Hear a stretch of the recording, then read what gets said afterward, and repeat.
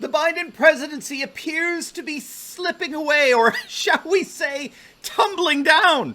Pundits are openly talking about a 25th Amendment coup in the works, with Kamala Harris leading the charge. In this video, we're going to take a look at the prospects for just such a coup. You're going to have the opportunity to let us know what you think in the comments below. And stick with me to the very end, because I'm going to reveal to you what's really happening behind the scenes. You're not going to want to miss this. Greetings, everyone. Dr. Steve here with you. Great to be with you. As always, I am your daily fake news antidote. As each and every day, we provide patriotic analysis to help you to think better so you can feel better in these crazy and turbulent times. So if you haven't already done so, you know what to do. Make sure to smack that bell and subscribe button. Before we begin, let's give a huge shout out to the sponsor of this video, and that's BioTrust and their awesome immune system supporting product, Ageless Body. Ageless Body combines 5 of the world's best immune supporting powerhouses to boost your immune system like nothing else. And best of all, if you click on that link below right now, you're going to get Ageless Body at their lowest price ever, 51% off with free US shipping to boot. So don't wait. Click on that link below or go to agewithsteveturley.com. All right, gang, let's dive right in here. We got some fascinating intrigue going on in the White House. Have you noticed all the negative press coverage on Kamala Harris of late? If you want a nice survey of all that bad press that Kamala's been getting of late, definitely watch my video on the Democrats starting to panic over Kamala and the imploding prospects of her electability in 2024. It's going to absolutely make your day. But look at some of these headlines that hardly exemplify confidence in Biden's VP. The LA Times has the headline, Kamala Harris isn't getting any honeymoon, and some Democrats are fretting. Or this one from Politico, not a healthy environment. Kamala Harris's office rife with dissent. And look at the byline here. There is dysfunction inside the VP's office, and it's emanating from the top. This one from Slate, why Kamala Harris's job as VP is so hard. This one from The Hill, Harris emerges as main GOP foil on campaign trail. The Guardian has this lead, Kamala Harris faces scrutiny and tests in first 6 months as vice president. And even Greg Gutfeld over at Fox has noticed this downward spiral for Kamala. Kamala Harris is having a rough time, and her party won't throw her a life preserver. Now, the question, simply put, is why is that? Why are the Democrats, and particularly the Democrat surrogate media, throwing Kamala under the bus of late? Dick Morris has a fascinating theory on this. He's arguing that all of this negative press that in effect argues that Harris isn't ready for prime time is all an effort by Biden aides to stave off any attempt by Harris at evoking the 25th Amendment against Biden. Now, if you don't know, the 25th Amendment provides, quote, whenever the vice president and a majority of either the principal officers of the executive departments or such other body as Congress may by law provide, transmit to the president pro tempore of the Senate and the Speaker of the House of Representatives their written declaration that the president is unable to discharge the powers and duties of his office, the vice president shall immediately assume the powers and duties of the office as acting president. And so the obvious obstacle to using this process is the need to get a majority of the president's own appointees to basically turn on him.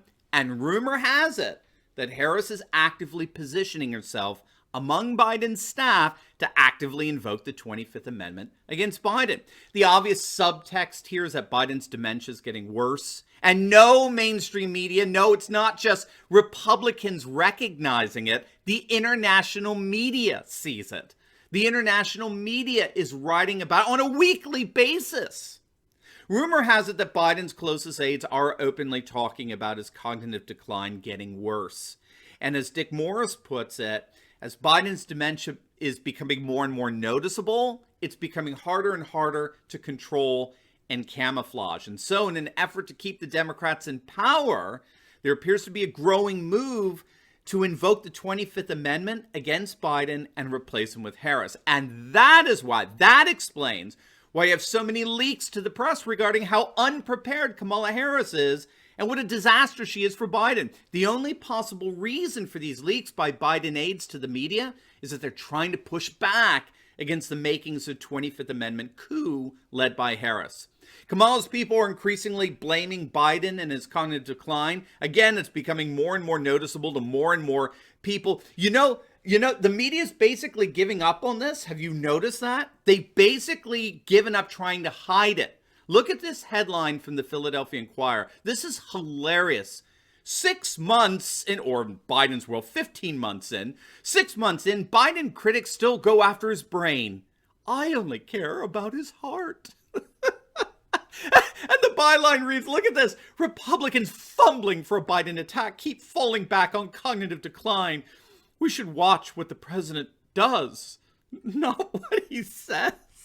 My God, could you set the bar any lower than that? This is just ridiculous. And it's patently false. Again, it's not just Republicans pointing this obvious cognitive decline out. The international media sees it too. They don't have a partisan bone to pick in all this. The international media sees it. It's not just Republicans. But alas, Biden's increasing cognitive decline isn't helping things. And Biden and Harris, frankly, never got along. That was clear in the Democrat primaries.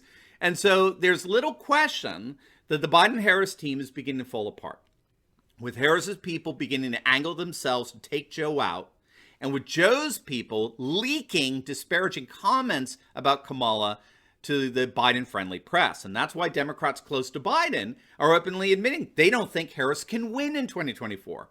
Largely because of just how badly she's bungled the crisis at the border and the repeated sense of political tone deafness that she exemplifies when pressed on sensitive political issues. The latest, of course, involves her absolutely cringeworthy and utterly patronizing comments about rural folk who apparently can't find an office supply store to photocopy their driver's license to send to state election authorities. Did you hear about this? This is hilarious. Kamala Harris, like all the rest of the Democrats, is openly opposed to what 75% of voters support, which is voter ID requirements. Most Americans haven't been infected with Democrat dementia as of yet, and therefore they recognize the obvious need to require voter identification to protect the integrity of the electoral process. But Kamala pushed the already forced logic of Democrats to new absurdities when she claimed that voter ID would adversely affect rural voters because, quote, there are a whole lot of people who live in rural communities where there's no Kinkos or Office Max near them. And so she suggested that in order to abide by the legislation in states like Georgia, Texas, and Pennsylvania, they're not going to be able to photocopy their IDs. Rural folk can't make copies of their IDs because there's no Kinkos or Office Max near them. I mean, gang, it just doesn't get better than this. Kamala is the gift that keeps on giving. Keep making arguments like that, Kamala. Please. You actually provide the best arguments for voter ID. And it seems, too, that no matter where Kamala goes, she steps in it as well. You definitely want to check out a video I did on Kamala getting utterly humiliated in Texas. And the humiliation was twofold. It wasn't just the number of protesters that flooded her arrival, excoriating her for waiting so long to visit the border and the Biden administration's utter and total incompetence at the border and the like. It was also an election disaster. She purposely avoided visiting McAllen, Texas, which is 85% Latino, voted for Biden by 20 points in November. But they just had an election a few weeks before she visited the border, and they voted in their first conservative Republican as mayor since 1997. They have had it with Biden and Harris and their ridiculous open borders fiasco that's adversely affecting McAllen. But there's, as promised, there's another significant element in all this. I don't think it's simply Biden's cognitive decline that's causing Democrats to turn on each other. What's really causing them to take the knives out against each other is the fact that we're seeing Democrats starting to panic over the 2022 midterms. Now, I don't know if you saw this from the ultra-leftist MSNBC, but they are openly sounding the alarm that 2022 looks more and more like it's going to be a red tsunami. The Republicans are poised to crush the Democrats in the midterms.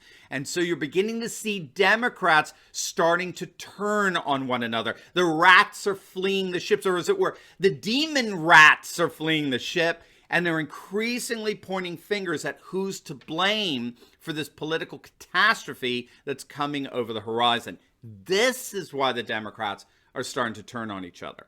And as a result, the Democrats are getting crushed from both without, with the full onslaught of Republican critique, but also from within. They're imploding from within as more and more Democrats begin turning on each other in utter panicked disarray with the midterms coming up. So we'll certainly keep an eye on how things develop here. But if I were you, I'd start buttering the popcorn because this is going to be good.